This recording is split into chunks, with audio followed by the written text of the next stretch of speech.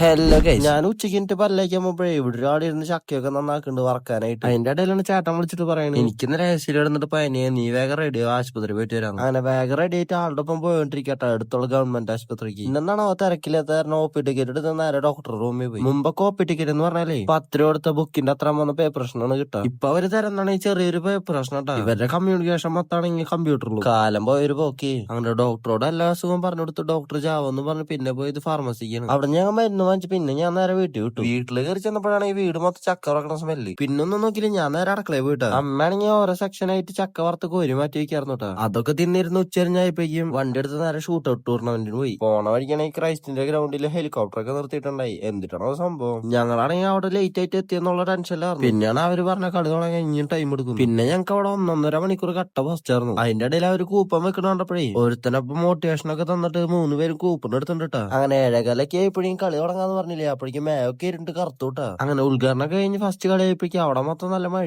അതുകൊണ്ട് തന്നെ ഇപ്പൊ ഞങ്ങള് മഴ കൊള്ളാണ്ടിരിക്കാനായിട്ട് ടാർപ്പായുടെ അടിയിലൊക്കെ. അതിന്റെ ഇടയിലാണ് ഈ കാറ്റടിച്ചിട്ട് ഉള്ള സ്കഫോൾഡ് ആണെങ്കിൽ നിലത്ത് വീണ് അതിലുള്ള ബൾബൊക്കെ ഇപ്പൊ പൊട്ടിത്തെറിച്ചിട്ടുണ്ട്. എങ്ങനെ ഞങ്ങളൊക്കെ പൊക്കി കെട്ടി ഇപ്പൊ പുതിയ ലൈറ്റ് ഒക്കെ കൊണ്ട് ഫിറ്റ് ചെയ്ത് ഇപ്പൊ കളി തുടങ്ങിയിട്ടുണ്ട്. മഴ പെയ്തിട്ടാണ് ഈ ഗ്രൗണ്ട് മൊത്തം ചളി വിളി. ഫസ്റ്റത്തെ കളി തന്നെ പുറത്താവെന്ന് വിചാരിച്ചിട്ടാണ് ഞങ്ങൾ വന്നത് തന്നെ. ഫസ്റ്റ് റൗണ്ടും ക്വാർട്ടർ സെമിയും ഫൈനലും കഴിഞ്ഞ് ഇപ്പൊ കപ്പ് തൂക്കിയിട്ടുണ്ട്. ടൂർണമെന്റിലെ ബെസ്റ്റ് ഷൂട്ടറും ബെസ്റ്റ് കീപ്പറും ഞാൻ തന്നെയായിരുന്നു കേട്ടോ. സമ്മാനദാനം കഴിഞ്ഞപ്പോ ഉള്ള കപ്പ് കൊണ്ട് നേരെ വീട്ടിൽ പോയി. വീട്ടിലെത്തി അമ്മയ്ക്ക് ഒരു സർപ്രൈസ് കൊടുക്കാന്ന് വെച്ചായിരുന്നു. ആ നേരത്തെ അമ്മയുടെ മുഖത്ത് സന്തോഷം ചേട്ടലൊന്നും ഞാൻ മുഖത്ത് കണ്ടില്ല കേട്ടോ. അമ്മയുടെ എക്സ്പ്രഷൻ കാണുമ്പോ ഞാൻ വല്ല ആക്രി കടയിൽ നിന്ന് പൈസയും കൊടുത്ത് വാങ്ങിച്ചു വന്ന പോലെ ഒരു ട്രോഫിയാണ് ഷെൽഫിന്റെ ഉള്ളിൽ ഇരിക്കാത്ത അതിനടുത്ത് മേലെ കയറ്റി ഒറ്റയ്ക്ക് വെച്ചിട്ടുണ്ട്. അപ്പൊ ബൈ.